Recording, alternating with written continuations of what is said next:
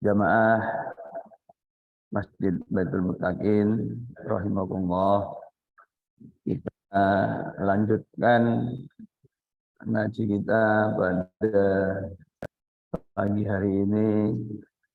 Kita akan membahas salah satu sifat dari ciptaan dari Allah Subhanahu wa taala, yaitu sifat simetri, ya. Sifat yang sudah dipelajari oleh putra-putri kita bahkan sejak SD, ya. Ini sudah dipelajari dan ini merupakan salah satu karakteristik, salah satu sifat ciptaan di alam semesta itu.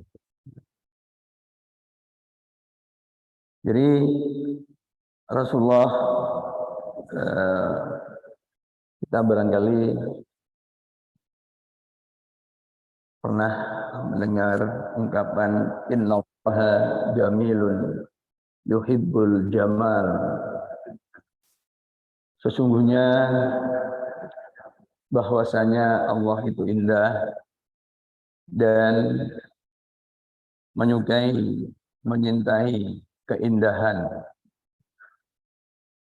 Nah, saya ingin berangkat dari ungkapan ini. Salah satu hadis yang diriwayatkan Imam Muslim, bahwasanya Allah itu indah dan menyukai keindahan. Tentunya kita sebagai umat Rasulullah SAW, kemudian juga mengikuti hal ini tentu kemudian dalam praksisnya. Contoh, kalau misalkan kita datang sholat berjamaah, sholat Jumat khususnya, itu kan dianjurkan menggunakan pakaian yang baik, bahkan kemudian menggunakan wangi-wangian, gitu ya. Jangan sampai kita berangkat sekedarnya, bahkan bukan sekedarnya, tetapi dengan aroma yang agak menyengat, begitu ya, sehingga kemudian mengganggu jamaah di kanan kiri atau yang kita lewati, begitu. Nah, di dalam Al-Quran juga disebutkan alladzi khalaqa sab'a samawatin tibaqa ma tara fi khalqir rahmani min tafawut farji'il basara hal tara min futur. Dia yang telah menciptakan 7 langit berlapis-lapis, dan kamu tidak akan melihat pada penciptaan yang Maha Rahman itu ketaksesuaian atau cacat. Farji'il basar, maka kemudian kembali perhatikan, apakah kamu lihat, ya. Setelah kita memperhatikan kembali ke ruang angkasa sana, apakah kemudian kita melihat cacat, ya, keseimbangan. Ini semacam tantangan. Jadi kita diperintahkan untuk memperhatikan, untuk melihat dari ciptaan yang Maha Rahman itu. Nah, apakah di sana kemudian kita melihat cacat atau celah-celah yang kita pandang sebagai kekurangan. Kita lihat informasi ini.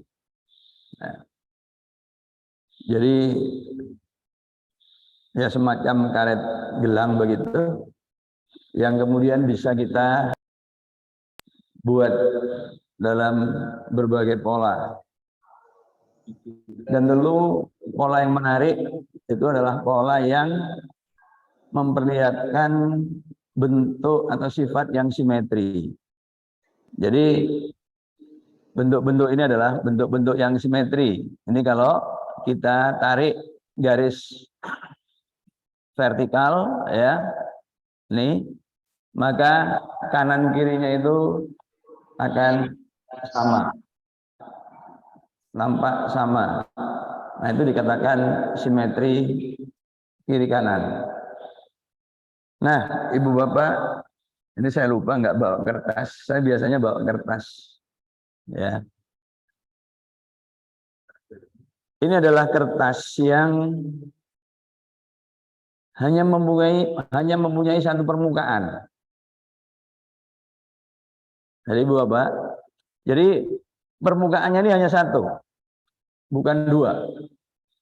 Jadi kalau kita melewatkan, misalkan kita garis sini, ya, di sini, maka kita beri, ya, kita toreh gitu dengan garis, maka nanti akan ketemu, dan itu akan meliputi semua permukaan itu. Jadi semua permukaan akan kena garis, gitu. Nah, ini adalah bentuk permukaan yang hanya mempunyai satu permukaan, bukan dua.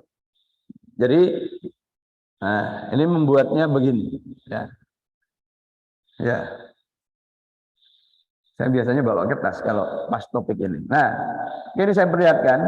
Jadi kalau kita beri misalkan ini kelereng, maka kelereng itu akan menyapu, akan melewati semua permukaan. Tidak ada satupun permukaan dari pita ini yang tidak dilalui. Ya. Makanya disebut satu permukaan saja. Kalau kita punya kertas atau pita yang dihubungkan biasa, maka itu adalah dua permukaan. Artinya kalau kita beri ya kelereng begitu atau kita tulisi, maka yang kena tulisi itu hanya satu permukaan. Jadi misalkan bagian luarnya saja, maka dalamnya nggak akan kena coretan. Kalau kita coret dalamnya saja penuh, lingkaran penuh, maka luarnya nggak akan kena. Tapi kalau ini semua itu akan kena. Dan ini yang biasa disebut dengan pita Mobius. Jadi pita yang hanya mempunyai satu permukaan, nyambung, ya. Tuh, Mas nggak ada kertas. Tapi kalau nggak ada jangan dipaksakan. Ya, kalau kertas disobekkan agak panjang gitu, saya lupa tadi. Kalau ada kertas buku yang nggak ini gitu, saya perlihatkan namanya pita Mobius itu ya. Ini ya kalau dalam ilmu pengetahuan ini digunakan tapi supaya ibu bapak itu yakin ya. Nah mas, ini aja mas, tolong ini disobekkan begini ya, nih dipotong segini aja, potong.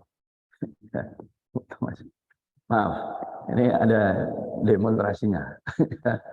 Nah, jadi ini adalah contoh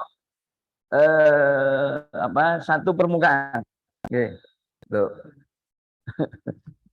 Ya, saya nih, nah kan saya perlihatkan karena ya ini bagian dari ilmu pengetahuan yang perlu kita komunikasikan secara langsung begitu ya. Banyak konsep-konsep di dalam ilmu pengetahuan itu sebenarnya kita kenali dengan baik ya. Oke, nah masih ya. Ini kan dua permukaan ya. Nah, jadi kalau begini, nah ini maka ini selamanya kalau kita perlihatkan tangan kita di dalam, maka selamanya akan di dalam, nggak akan pernah menyentuh bagian luar. Sebaliknya, kalau kemudian ini, maka selamanya juga akan keluar, ya. Jadi tidak pernah bertemu. Tapi kalau kemudian ini kita, ya, ini kita ginikan, gitu. Nah, maka begitu kita sampai begini, gitu, ini ya. Nah, ini akan berjalan. Nah, kemudian begini, gitu. Jadi akan satu permukaan, tuh, Pak. Oke. Jadi nanti bisa dicoba. Jadi kalau kita tulis ini, maka nanti akan penuh tulisannya itu, kena ke semua permukaan, ya di sini, gitu. Jadi ini namanya kita yang mempunyai satu permukaan saja, meskipun kelihatannya bolak-balik ya, tapi ini satu, gitu. Ini namanya pita Mobius, ya, pita Mobius, begitu. Nah, ini salah satu bentuk, ya. Nah, ternyata ada memang seperti itu. Simetri, gambar yang kiri itu simetri, ya. Sedangkan yang kanan itu dikatakan tidak simetri. Ya. Ini ngaji kok, ngaji simetri kok betul. Ini salah satu sifat ciptaan Allah. Saya berangkat dari innallaha jamilun yuhibbul jamal. Ya, Allah itu indah dan menyukai keindahan. Gitu. Nah, kita lihat sekarang pola-pola keindahan. Ini kalau di dalam ilmu pengetahuan ya, di dalam fisika. Ya, saya lewat. Nah, ini contoh.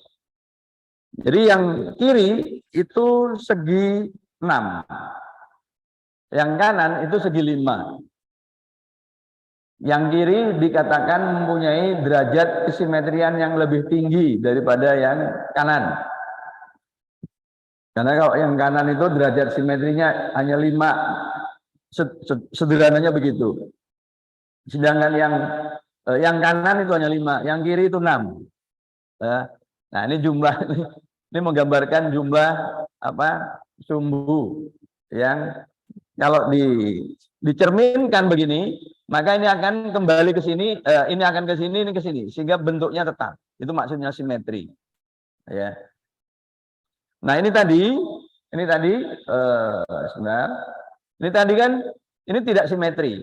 Jadi kalau saya cerminkan, maka ini akan pindah ke sini, ini akan pindah ke sini, maka kita tahu bahwa bentuknya itu berubah. Tapi kalau bagian ini kita cerminkan, ini ke sini, itu tidak berubah. Itu simetri. Okay. Nah, jadi ini derajat simetrinya itu lebih tinggi karena ini 6, ini 5. Maka lingkaran itu jadi tak hingga. Ya, lingkaran itu tak hingga. Sedangkan elip itu hanya 2. Elip itu hanya dicerminkan aja, sini dan sini, gitu ya. Tapi kalau lingkaran mau sini, itu tetap ya akan tidak merubah bentuknya. Nah ini simetri. Ini simetri 3. Ini ya. Nah, lingkaran itu tak banyak sekali, tinggi. Jadi simetri paling tinggi itu pada lingkaran. Ya.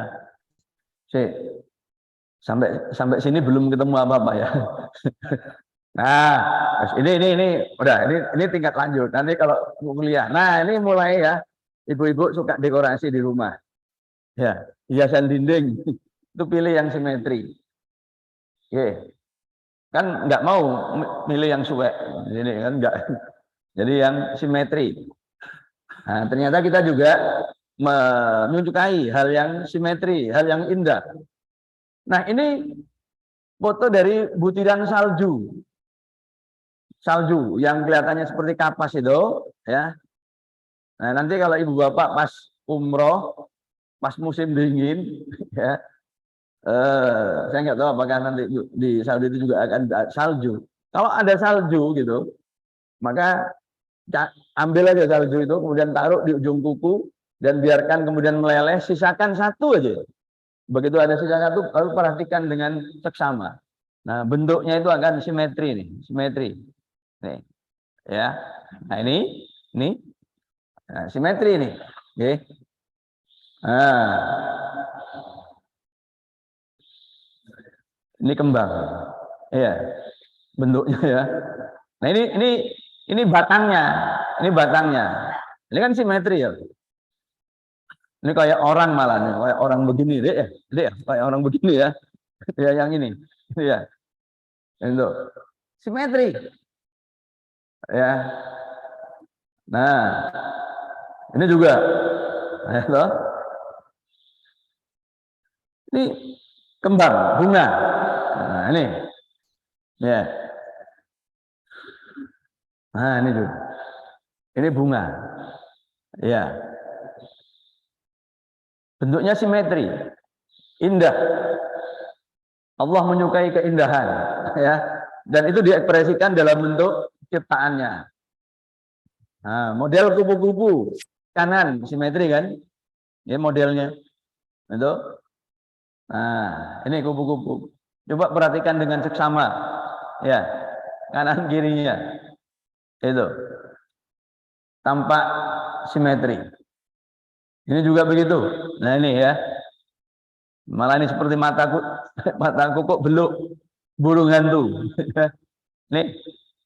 Itu kan simetri. Ya. Ini kan seperti kepalanya kok beluk apa beluk. Burung hantu beluk lagi. Ya. Maduranya apa ya? Burung hantu itu. Lupa ya. Nah ini ya. Mana Pak Mahfud tuh tanya Maduranya burung hantu itu apa? Nah ini kalau ini bukan hanya kupu-kupunya, bahkan daunnya pun simetri, ya nih, kan simetri, ada pola simetrinya, begitu, teratur. Jadi simetri itu identik dengan keteraturan.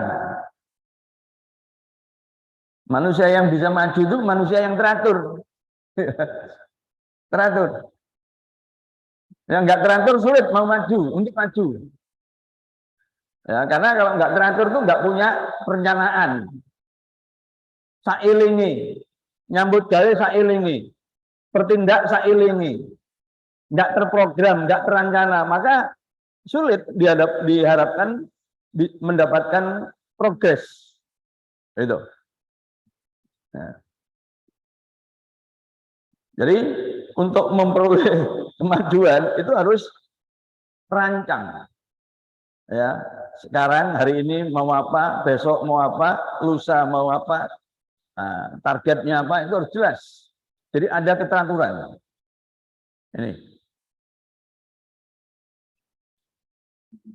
Nah kalau nggak ada pola, nggak ada rancangan, nggak ada target, ya, ya nggak jelas karena kemudian juga nggak ada yang mau dievaluasi, nggak ada yang akan dievaluasi. Nah ini, ya.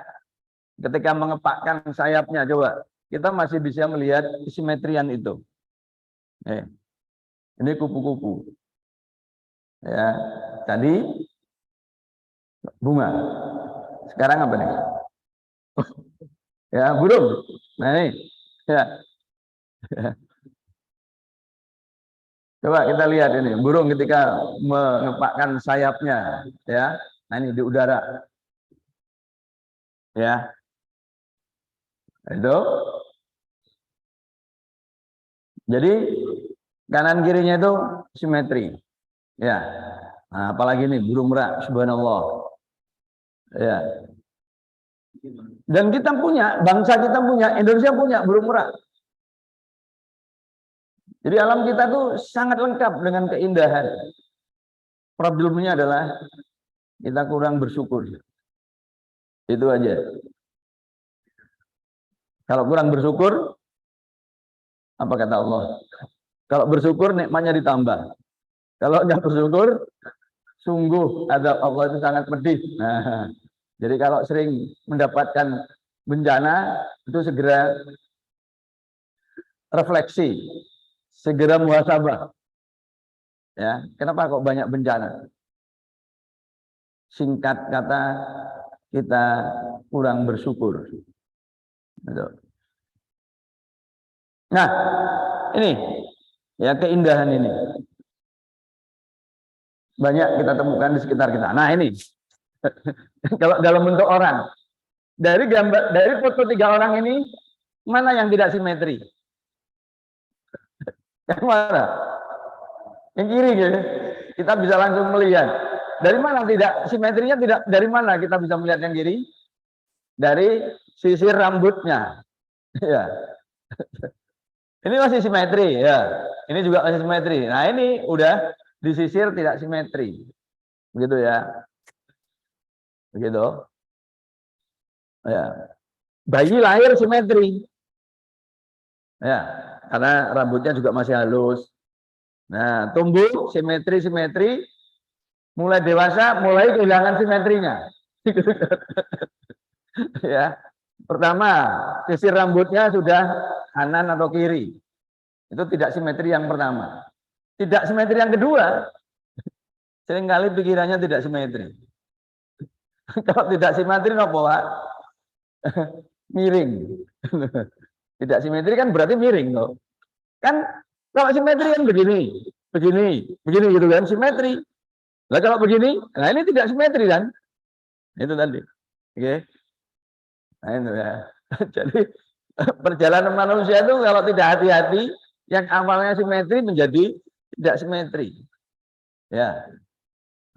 Kalau tidak simetri itu nanti melawan keindahan, melawan keteraturan yang sudah ditetapkan oleh Gusti Allah.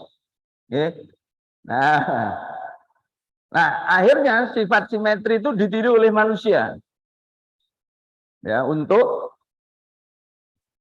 merancang banyak hal, termasuk dalam bentuk gedung-gedung. Ya, ini masjid di mana nih? Di Jawa Tengah. Oh, ini yang di Jawa Tengah ya. Ini, ya. Jadi kalau kita lihat, ya kalau kita pas ke masjid, saya nggak menampilkan masjid terbaru yang di Solo itu ya, masjid Syekh siapa itu ya. Itu simetri nggak itu ya. Nah, ini kita perhatikan masjid-masjid ya. Itu mesti rancangannya dibuat sedemikian rupa sehingga kanan kirinya itu tampak simetri begitu. Ya. Nah ini Taj Mahal juga begitu. Ya, di India. Itu kan simetri. Bahkan tanaman di depan di halamannya pun juga dirancang simetri kiri kanan. Begitu. Jadi ini ditiru sifat kesimetrian ciptaan Allah di alam itu kemudian ditiru oleh manusia. Ya. Khususnya dalam bentuk masjid itu. Ya. Orang Islam meniru ini. Bukan hanya orang Islam. Orang di luar Islam pun juga meniru. Ya. Nah ini di Amerika. Coba perhatikan kiri kanan itu ya. Itu. Nah, kemudian ini. Ya. Ini mirip rumah keong di Sydney. Saya nggak tahu yang ini di mana. Rumah keong di Sydney itu mirip gini. Jadi dirancang seperti itu, tapi ide dasarnya itu adalah kesimetrian. Jadi kalau kita lihat penuh dari atas, maka kemudian akan pola. Ada kelihatan pola simetrinya itu. Ya. Nah, ini juga gitu. Ya. Itu, Pak. Jadi pada prinsipnya sifat kita pun juga menyukai ya kesimetrian itu. Bahkan coba kita lihat ini di Menara Kembar di Kuala Lumpur. Ya. Itu. Kan kesimetrian. Ditiru. Kita tiru sifat itu, ya. Nah, sekarang apa kata Quran?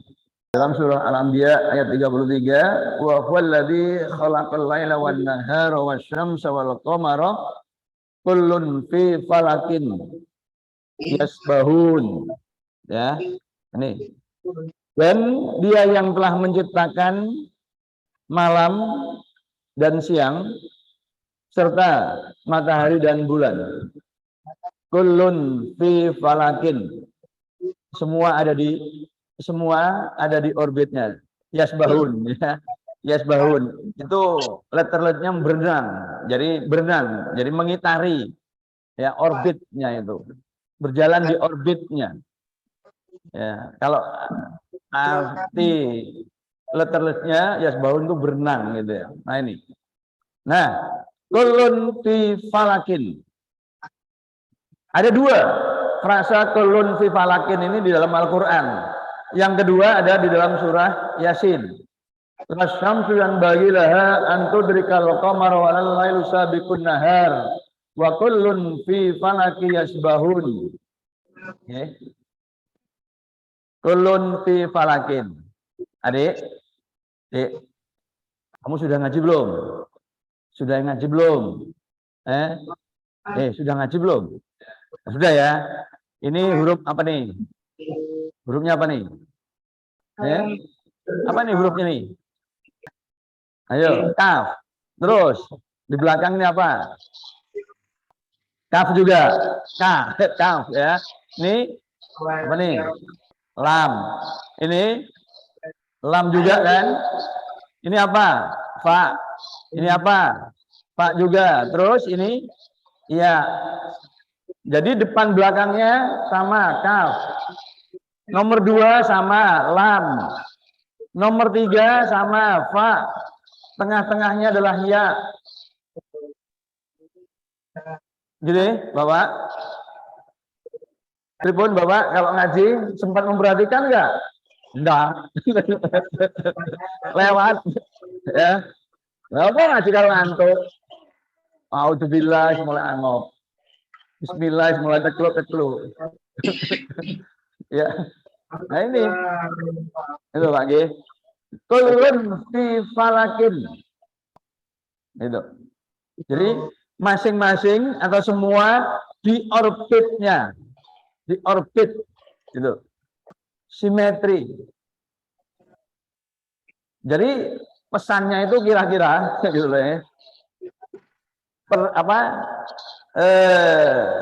Orbit atau perjalanan benda langit dalam hal ini planet begitu. Itu simetri. Enggak ngawur gitu loh ya. Tak karepe dhewe. Sing karepe dhewe lek menungso. Alam ini teratur, aslama, berserah diri. Nah itu. Ya. Sudah mengikuti kaidah-kaidah yang ketat. Ya. Nah, ini mestinya ilmuwan atau astronom muslim ya dapat inspirasi dari ayat ini. Gitu. Oke. Nah, ini tentang orbit benda langit, khususnya planet-planet mengitari matahari. Nah, kullun fi falakin. Ada dua kata kullun fi falakin. Pertama tadi surah Al-Anbiya 33, ini surah Yasin. Ya. Itu Bapak, Ibu. Jadi Al-Qur'an pun ya disusun oleh Allah, huruf demi hurufnya pun ditoto. Bukan hanya kata untuk kalimat, tapi hurufnya pun ditoto, dipilih. Dan ini juga salah satu kelebihannya Al-Quran yang masih dalam teks asli. Yang lain udah hilang, yang lain udah nggak ada. Sepenuhnya udah terjemahan. Ya kalau kita di Indonesia baca terjemahan Indonesia. Kalau kita berada di Jepang sudah dalam bahasa Jepang. Ya, nah itu. Sehingga kemudian nggak tahu sudah teks aslinya gimana, nggak tahu sudah keindahannya seperti apa, nggak ada lagi. Tapi di dalam Al-Quran ini terjaga. Ini surah Yasin. Sekarang mari kita buka surah ke-74. Apa? Surah Ma'arij. Kita sampingkan. Rabbaka fakabbir. Dek, lihat lagi nih. Nih, huruf ini apa ini? Apa ini? Ro, ini apa? Ro, ini apa nih? Ba, ini apa? Ba, ya. Ini kaf, ini kaf juga. Terus tengahnya fa. Rabbaka fakabbir. Tuhan mengagungkan. Ya, Tuhan mengagungkan. Rabbaka fakabbir. Tuhanmu agungkan, besarkan. Susunannya simetri. Nah, kira-kira pesennya apa? Kan gitu, Bapak. Saya menafsirkannya begini. Kalau kita ingin hidup harmoni, simetri, setimbang, maka agungkan Tuhan kita. Wes opo ae agamane, siapapun itu, kalau hidupnya mau harmoni, simetri, gak gampang sutris, maka agungkan Sang Pencipta. Zikir, nah, mengagungkan itu kan zikir. Zikir itu kan mengingat. Jadi anak zikir sing subhanallah, subhanallah, subhanallah. Itu eling berarti eling gitu kan dalam bentuk ucapan.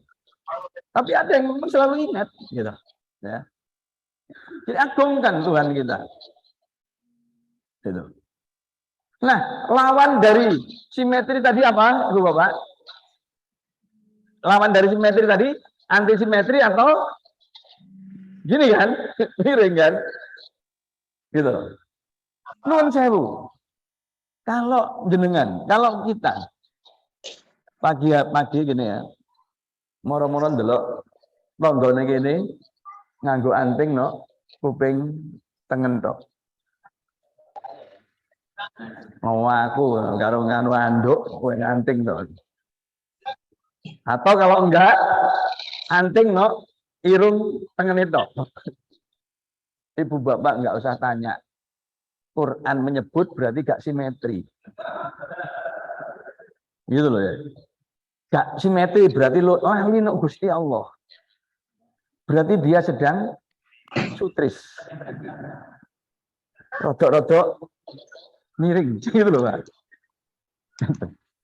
Jadi dia sebenarnya mencari perhatian supaya kembali ya kembali.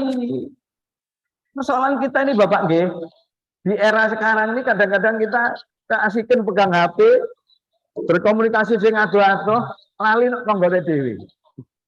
Tanggane gak kereken. Akhirnya ya iku mau, Pak, golek perhatian. Jadi waspada itu. Jangan-jangan kita juga menyebabkan gitu ya. Gak gelem nonggo apa gak gelem nyopo tonggo. Sampai tanggane sutris gitu Pak G. Hati-hati itu. Kita juga nanti ya. Mau sampai tonggone itu. Gitu loh. Tonggone punya beban berat. Kita mau meneng aja ora karo.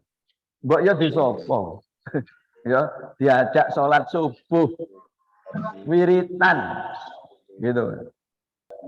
Jaluk sing kuwasa. Enggak ada persoalan yang enggak bisa diatasi, kan begitu. Nah, ini kalau orang lupa, ya, jadi seolah-olah masalahnya itu semua harus diatasi sendiri. Ya memang ujungnya seperti itu. Dan, Bapak, data orang-orang yang lupa pada Gusti Allah, ya. Ini saya sebut saja contoh-contoh orang yang disebut orang hebat, orang besar, tapi ujung-ujungnya mengalami gangguan jiwa di hari tuanya. Misalkan orang Jerman yang dikenal dengan Bapak eksistensialis Friedrich Nietzsche itu mengalami gangguan jiwa Bapak di hari tuanya. Demikian juga dengan Auguste Comte, pemikir positivistik dari Perancis, itu mengalami gangguan jiwa. Lain lagi yang nama itu orang-orang yang menolak eksistensi Tuhan. Ya, kalau Gusti Allah. Gusti Allah itu mung pikirane menungso, digawe kalau menungso. Menungso sing enggak paham, menungso yang enggak bisa mengerti kehidupan, lalu menghibur diri, menyandarkan diri, imajinasinya sendiri yaitu Allah. Begitu kata mereka. Bukan manusia yang menciptakan Allah, tapi bukan Tuhan ya, bukan Allah yang menciptakan manusia, tetapi justru Tuhanlah yang menciptakan Tuhan. Itu menurut mereka. Mereka kenapa menciptakan? Karena tidak mampu mengatasi rumitnya hidup, pertarungan hidup, persaingan hidup. Lalu kemudian menyandarkan diri pada sesuatu yang dibuatnya sendiri. Itu kata mereka. Dengan gagahnya, Pak, menuduh kita itu orang yang mengada-ada tentang Allah. Ada lagi yang kemudian bukan hanya gangguan jiwa, tapi bunuh diri. Albert Camus itu juga pemikir apa? Dia bunuh diri. Ada lagi yang bukan hanya bunuh diri, Pak, tapi membunuh anak semata wayangnya sebelum dia bunuh diri. Paul Ehrenfest dari Belanda. Ini adalah pemikir-pemikir, Pak, yang menolak eksistensi, keberadaan, dan peran Tuhan. Ujung-ujungnya bukan hanya sutris, Bapak. Bukan hanya miring, Bapak. Tapi gak nyambung, bahkan bunuh diri. Rabbaka fakabbir. Tuhanmu agungkan. Itu kalau kita mau hidup harmoni, simetri, tentrem. Nggak ada manusia yang nggak punya masalah. Semua punya masalah. Tapi bagaimana merespon masalah, itu juga sangat bergantung kepada pemahaman kita tentang Allah itu sendiri. Begitu. Oke. Rabbaka fakabbir. Nah, oke. Tapi di dalam Al-Quran itu juga yang menarik, Pak. Ada juga ini ayat yang tidak simetri. Bayangan ditarik anil yamini wasyama'il. Yamin itu dari kiri, kanan, syama'il itu shimal, kiri tapi bentuknya jamak, ya. Bentuknya jamak. Nah, ini nanti berujung pada gini. Jadi bayangan itu, Bapak, nggih. Apa yang menyebabkan adanya bayangan, Ibu Bapak? Apa yang menyebabkan adanya bayangan? Cahaya, nggih. Cahaya. Jadi ada objek, ada cahaya. Sumber cahaya kita itu apa, Bapak? Ibu? Sumber cahaya utama kita apa? Matahari. Matahari, nggih. Nah, matahari terbit dari timur, terbenam di barat. Itu semua kita tahu. Sekarang, Pak nggih. Ketika matahari di timur pagi, bayangannya bagaimana? Panjang kan? Makin naik panjangannya, bayangannya makin pendek. Berarti ini ditarik, Pak nggih. Seperti ditarik lah begitu. Kalau memanjang itu berarti dolor, gitu ya. Nah, ini ditarik. Nah, bayangan ditarik dari kiri. Berarti orangnya itu menghadap kemana, Pak? Bayangan orang. Terus bayangannya ditarik dari kiri. Berarti orangnya menghadap kemana, Ibu Bapak? Ayo. Bayangannya panjang ketika pagi. Kemudian memendek. Tapi berada di sebelah kirinya karena ditarik dari kiri. Berarti orangnya menghadap kemana? Berarti orangnya menghadap ke apa? Ke utara. Kalau menghadap ke barat berarti ditarik dari depan. Kalau menghadap ke timur berarti ditarik dari belakang, gitu. Berarti orangnya menghadap ke utara. Itu kalau bayangannya ditarik dari kiri, ya, menghadap ke utara.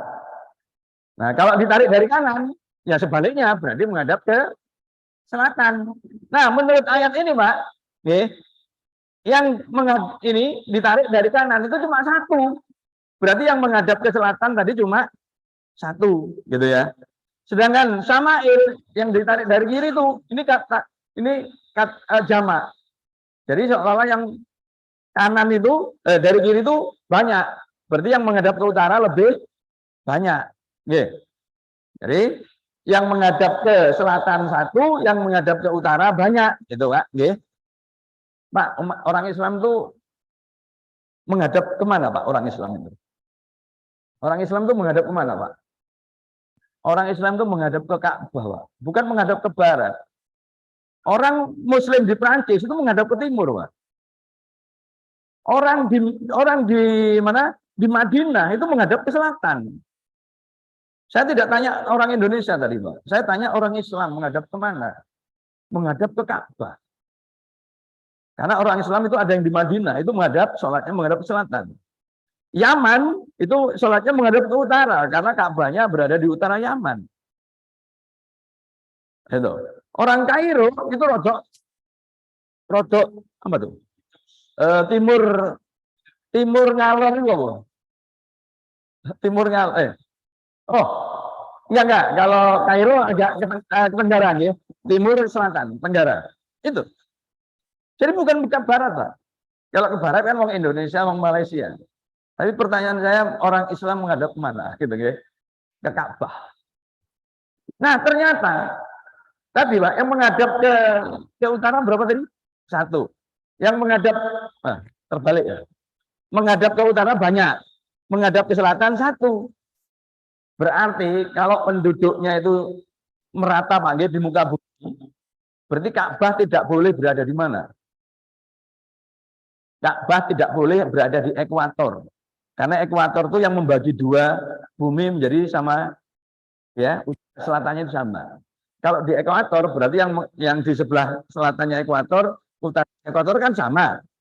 Berarti yang menghadap ke utara dan menghadap ke selatan kan sama. Berarti nggak sesuai dengan ini. Berarti Ka'bahnya harus kemana? Harus geser ke, supaya yang di selatan Ka'bah lebih banyak, berarti harus geser ke utara. Dan memang Ka'bah itu Pak di sekitar 21 derajat lintang utara. Di utaranya ekuator. Gitu loh Pak. Ini Pak. Salah satu ini. Gitu loh. Ya. Yang tidak simetri. Ayat yang tidak simetri jelaskan juga. Nah, gitu ya. Nah, itu. Nah, jadi anil yamini wasyama'il bukan anil yamini wasyimal. Mufradnya itu simal gitu, Pak. Ya. Ini tunggal, ini jamak, begitu loh. Ya. Nah, jadi kalau kita hanya mengandalkan terjemahan, Pak, artinya itu kita kehilangan makna yang sesungguhnya. Karena ini cuma kiri, padahal harusnya banyak kiri gitu.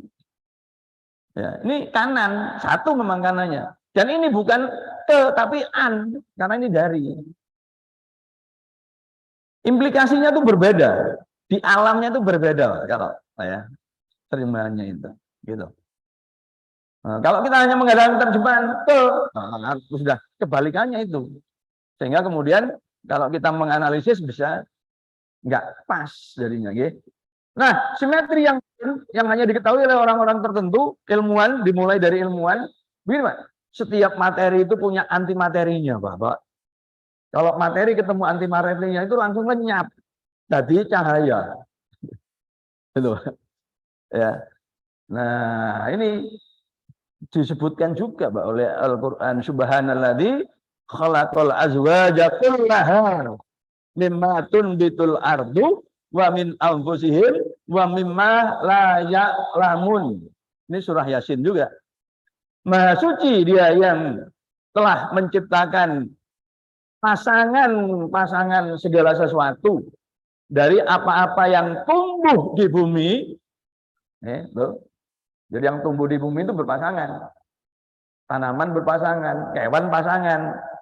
Nah, ini ya. Kemudian dari diri kita, lanang wedok, bentuknya ya simetri gitu ya. Wa mimma la ya'lamun, dari apa-apa yang umumnya kita nggak tahu. Ya, ada. Nah, ini salah satunya, Pak. Jadi elektron itu punya pasangan ternyata, yaitu positron. Kalau ketemu Pak musnah. Dulu Pak ketika kita belajar IPA, SD, SMP, SMA, guru kita akan menyatakan materi tidak diciptakan, gitu. Kalau materi tidak diciptakan, ini kan nabrak rukun iman yang pertama, Bapak. Rukun iman ono 6. Rukun iman yang pertama, percaya no Gusti Allah. Percaya no Gusti Allah sebagai apa? Percaya Gusti Allah ada, percaya pada Gusti Allah menciptakan segala sesuatu. Tapi guru fisika, guru kimia ngomong ini, materi tidak diciptakan dan tidak dapat dimusnahkan. Lah, lek nolak, rasanya guru agama, rukun iman yang pertama. Loh, rukun iman pertama ditolak. Cek mana ini guru-guru fisika, guru kimia, guru biologi. Lek rukun iman ditolak, apa Pak hukumnya? Gak boleh katanya Pak ngomong kafir. Ya, ya boleh ngomong kafir kok gak boleh, ngomong apa? Gitu kan? Ya, ono ae wong-wong. Jadi inilah itu. Jadi materi itu bisa melekat. Cuma dulu teorinya nggak lengkap. Nah, jadi koreksi itu. Gini, ya. Nah, itu lagi. Alladzi ahsana kulla syai'in khalaqahu. Dan jadi terakhir, dia yang telah membaguskan semua yang telah dia ciptakan. Jadi Gusti Allah nggak hanya menciptakan, tetapi dibaguskan, dibuat simetri, dibuat indah. Innallaha jamilun yuhibbul jamal. Karena Allah indah dan menyukai keindahan.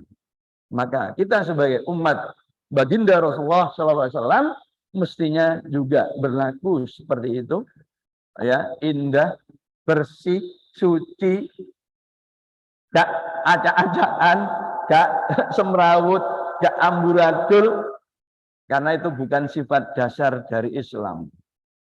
Islam itu tertib, teratur, indah. Ini yang harus kita ikuti, ya, yang kita nah ini Pak, ini sifat yang lain tadi, ini terlambat ini ya, ini videonya terlambat. Nah jadi begitu, oke. Nah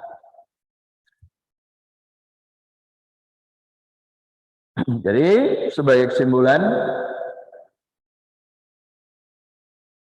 ya, Al-Quran itu juga indah, bahasa Arab itu indah.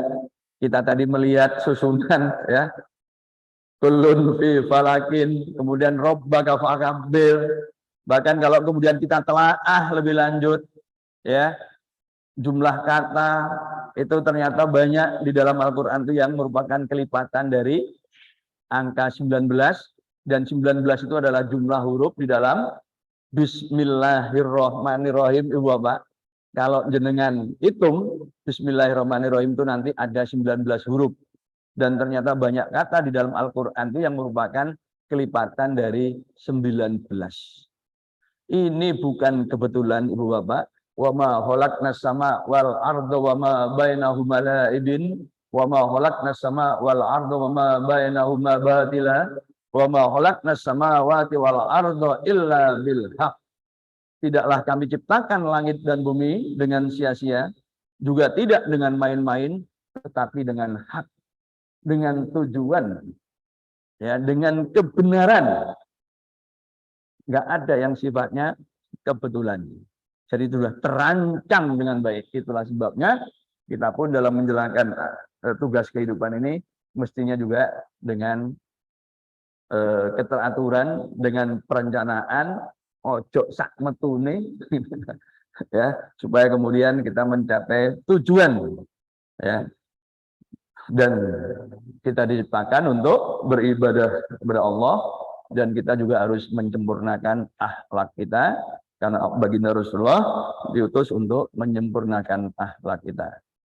Demikian Ibu Bapak ngaji kita pada pagi hari ini. Kita memahami pola ciptaan Allah sehingga kemudian kita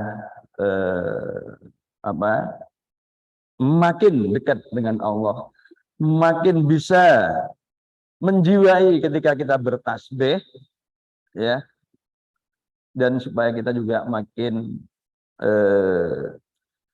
ya, mencintai Allah, mencintai alam ciptaannya, yang ternyata di sana banyak sekali pola-pola keindahan yang bisa kita tangkap kalau kita mau cermat mengamatinya.